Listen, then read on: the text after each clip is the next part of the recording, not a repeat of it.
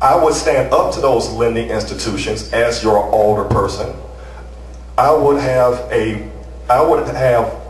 introduce legislation for City Hall to have a working relationship with a handful of banks that would treat us right. I know my time is just about up. Thank you. One of the recent votes that has been discussed and taken actually by a current city council was about the question of the big box ordinance, the living wage. Our current alderman voted against the living wage ordinance. And I would like to know if you had the opportunity for that vote, would you have made the same decision? And if not, why? And if so, why? And it's you again. See, that's how it works. I mean, like start me off with the tough side. Big box. I don't have a position against the big box because my position is this. The democracy, you're free to choose to start a business and choose the wages that you want to pay your employees. But on the other hand, I have the right to decide whether or not I want to patronize you. So in a nutshell, big box, I have no opposition against it. We have to be educated consumers. As I say, you got to change the mindset of what comes in out of your community. We talk about foreigners owning businesses in our community. No reason we have to patronize them. And they go out of business if you don't patronize them. As older person, I do believe in the free enterprise system. Anyone has a right to open any type of business they want to open as long as it's a legal entity. But in our community, we do need jobs. That is the #1 thing that we need, really right behind religion. But we definitely need jobs. And I would rather have, and please excuse my vernacular, I would rather have half a dollar than no dollar. I know people that work for cash, work for $15, $20 a day, $30 a day, should work for 5 times that. Even if the jobs paid minimum wage,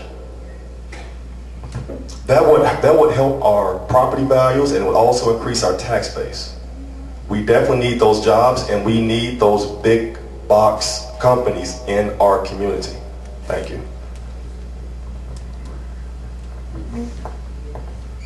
I'm all for a living wage, and the reason why I'm all for a decent living wage is because we have a lot of single parent moms, young folks now that don't have the proper education, okay, to go out and get a job first of all, okay, so they have to settle for less. And what they do, when I say less, they're dealing drugs, okay, for the most part, to make ends meet, okay, to take care of their families. We have a lot of single parent moms out there. So when we look at a living wage, I'm all for a living wage. And I'm for a living wage because it can help better the conditions within the community. We need a living wage. And as far as big box is concerned, I invite big box to come in because big box will cover that sector of youth between the ages of 16, 17, 18, 19 that do not have the education or that cannot get a job, that's been in jail, okay, been out, have a criminal record, that cannot find it hard to get a job. Big box will hire them 300, 400 at a time. I'm not just talking about Walmart. You're talking about inviting in, not just Walmart, but you're talking about inviting in Menards, Targets, all these stores. 3, 4, 6, 900 jobs would do great for those individuals. And at the same time, you take a look at our 3-year-olds all the way up to 10 to 12 to 13 and mentor them in terms of ethics and morals. So we have to attack the issue from both angles. And that's what I'm looking at. But it takes a community effort in terms of collaboration and partnership in order to get this done. And we have to demand and make sure that we demand more from our big box ordinance in terms of how we're going to fit in our small business people as well and who they're going to hire. So we have to discuss those things on the table. It takes a community to do that. My next question is about the budget deficit faced by the city of Chicago. One of the methods in which the city council has been considering dealing with the budget, the current budget shortfall, is through the repeal of the ban on video gaming. As an alderman, how would you vote? Would you vote to expand and repeal the ban on video gaming, or would you vote to continue that ban? And that issue specifically is around the question of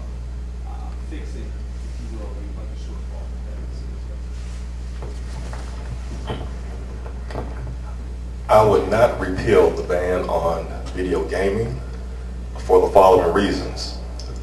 There are men and women that get paid on Thursday or Friday, and they go to their neighborhood bar or wherever they go to, and they'll spend $10, $20, $100, $300, $500. Then they have to go home to their wives, their husbands, their significant others. And that sucks. That takes food out of children's mouths. Money that should be spent for running their household. I understand that those are valuable tax dollars, but there are other ways that we can trim the fat. We had $200 million to build Millennium Park. I'm sure we can find that money somewhere, but I'm strongly opposed to gambling, and that includes video gaming. That obviously includes casino expansion as well. Yes. I'm opposed to casino expansion as well as video gaming, and pretty much for the same reasons, is that we just simply cannot afford it. Okay, we are a commodity. Okay, we do not make the kind of money within our community to support ourselves. So therefore, we're putting ourselves under the gun and being oppressed that much more. And self-oppression is worse. So with video gaming, people have habits. They have addiction, and gambling is one of them here within the Chicago district. But I would not go along with that. No way. That's pretty much. I do not support gambling, riverboats, nor this same-sex stuff. Not that we asked, but thank you. I thought it was included. Okay. Just in case. The question wasn't coming, so the case. All right. Let's go ahead and do one final question, and then we will take closing statements. This final question is an overall question, which we've touched on in a variety of ways about the question of crime within our communities. I'm specifically interested in, because we are in a church that's involved in the community, we've talked about crime in relationship to jobs. We've talked about crime in relationship to education. We've talked about crime in relationship to our businesses. What role do you see the faith community and the family taking within our ward and our community to stem the tide or the flow of violence that we see very clearly? How would you specifically partner with the faith community in order to do that? Well, again, community governance. It's important, it's essential for a community, but at the same time, I want to create a crime prevention council, which consists of those four entities that I mentioned, which was the 501c3, the storefront owners, representatives, and the clergy, as well as the constituents. But there's two other entities, okay, that's very important, and that is your police department as well as your media. Because we need to talk about the good in our community and not the bad. But I would like to see 100,000 officers on the street. Don't get me wrong, okay? But how they come, we seem to have the options now of two choices: gang banging or police brutality. So we need officers, okay, that are at least having an associate's degree with social behavior. How they approach our citizens is very important, and we can regulate that. We can look at that. If you're going to put 100 officers on the street, let's take a look at putting them in segways, so that way they can enforce safe passage along our communities, and not just that, they can be more effective within the community. Segways get up to about 30 miles an hour. They can go through alleys in a heartbeat. The incident with Mr. Darren Albert, we had a police officer there that sat there throughout the entire ordeal, but he said he was waiting on backup. That's not acceptable. But we need to have more community governance. When we look at our storefront owners, put up those signs. We need to demand that they put up no loitering signs. When they put up no loitering signs, what we can do is have the police department enforce those no loitering signs. But it's up to us. All right, now you didn't lead off with me, and that's my question. All right, dealing with youth. As I told you, youth is my forte for 30 plus years. The first thing I would do after being sworn in for Alderman of the 34th Ward, I would convene a summons of all of the ministers in the 34th Ward, all of the principals in the 34th Ward of the schools, the community leaders, and I would say, look, we need youth programs in this ward. I want you to invest dollars. Churches, you take up offerings in the name of the Lord on Sunday, okay, put it back into the community, and let's invest in youth and after-school programs. Let's not wait for City Hall or the government to tell us we don't have money to beat these programs. And let's put these programs here. Let's get with Don School, West Pullman School, Elementary, and Curtis School, and let's get after-school basketball programs started. Let's open these doors up on the weekend and get girl cheerleaders and dance classes going. Let's get something productive in this ward, and let's make it the role model of the 34th Ward. So when they tell us we don't have dollars, we have $9 billion flowing through our community. In consumer dollars, that means we have dollars in our community to make our community better.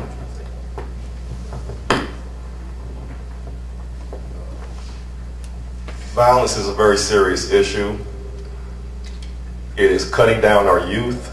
It's not practically a day or two that goes by where you do not hear about a child or a young adult being on the other end of violence. What the young men and women need in this war is prayer. They need the Word of God. They need to know God. A simple after-school program that really doesn't cost much money is to have after-school prayer. Get the children off the street and pray. Pray with them. Get to know these children. They need values, and what better way to learn values is by reading the Word of God. It can be one house on each block that will be designated as a prayer house. And that's where the children in that neighborhood go to after school, and they stay there for an hour, maybe 2 hours, learning about the Word of God. After a period of time, maybe one of the young men or young women may want to go into the ministry. Maybe they may want to take over the class. Maybe they might want to start their own prayer house. But that is what the young men and women need to combat violence, get them off the street, teach them values that some of them, not all of them, some of them are not getting at home. And as older person of the 34th Ward, if you elect me, I will make sure that we have prayer in our neighborhoods. Thank you. Okay, for your closing statement, thank you all very much. Your closing statement, I'd like to pose this question to you. And you can answer or close by answering this question. Very simple. We've talked about a lot. We've talked about a number of things that are very political and require people to think. And this question is very simple. Why you? I offer you integrity, representation for taxation. I offer you community governance. I offer you community empowerment. With that, I know we can do. But it takes a collaborative effort. It takes a collaborative effort for partnerships throughout Boy Scouts of America, throughout our education, our schools, our municipality. Those are the things that it takes to enhance our potential and to set the growth of the community up as for the 21st century, especially amongst our young adults. Because as you see now, we're coming from the Sinai, out of Egypt into the Sinai. And so we have to regroup. We have to sit back and look at how we structure this community. We have to look at economic stability. We have to look at the structure of the community. And we have to make very, very sound decisions. And I feel that I am the right person to do it. Along with, like I've said,